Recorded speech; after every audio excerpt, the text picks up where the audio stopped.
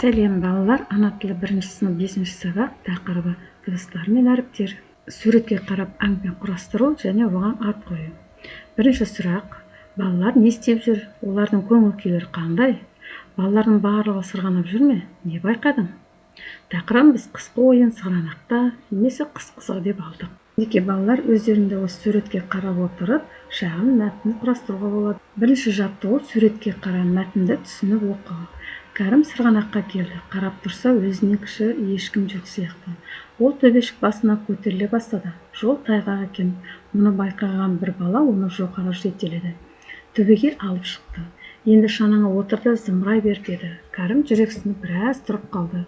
Сәлден соң шанасымен төмен қарай зулай жөнелді. Авторы Ермек Өтетілеу. Ермек Өтетілеуұлы 1938 жылы 1 қаңтарда Ақмола облысы, қазіргі Астана қаласында туған. Кәрімнің сырғанаққа келген тура бөлікті тауып оқы, яғни мына жерде мінекей біз бөліп қойдық. Кәрім сырғанаққа келді. Қарап тұрса, өзінен кіші ешкім жоқ сияқты. Ол төбешік басына көтеріле бастады. Жол тайғақ екен. Балалардың қысқы ойын туралы әңгіме. Мінекей тағы да біз сурет арқылы беріп қойдық. Қыс мезгілі балалар үшін ерекше кезең. Ақ қар жамылған алаң, сырғанақ, осылардың бәрі ойынға толы әлем.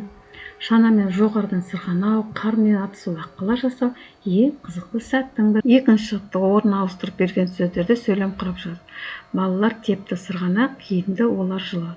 Балалар сырғанақ тепті, олар жылы киінді. Тапсырма: дауысты дауыссыз дыбыстарға ажыратасың. Үшінші жаттығу: әріптерден қыс айларының аттарын құра, оларды ретімен ата.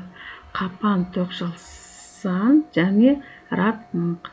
Яғни бұл жерде біріншісінде ақпан, екіншісінде желтоқсан, үшіншісінде қаңтар екен. Яғни желтоқсан, қаңтар, ақпан қыс айлары. Ай аттарының ретімен атап шығайық. Наурыз, сәуір, мамыр бізде көктем айы. Маусым, шілде, тамыз жаз айлары. Қыркүйек, қазан, қараша күз айлары. Ал мынау жаңағы өзіміз айтқан қыс айы. Дәптермен жұмыс: Г дыбысы сөздің басында, ортасында кездеседі. Көркем жаз: әдемілеп Г-ның бас әрпін және кіші әрпін жазасыңдар балалар. Екінші жаттығуда жаңа біз айтып өттік, соны осы сөйлемді осы жерге толтырасыңдар.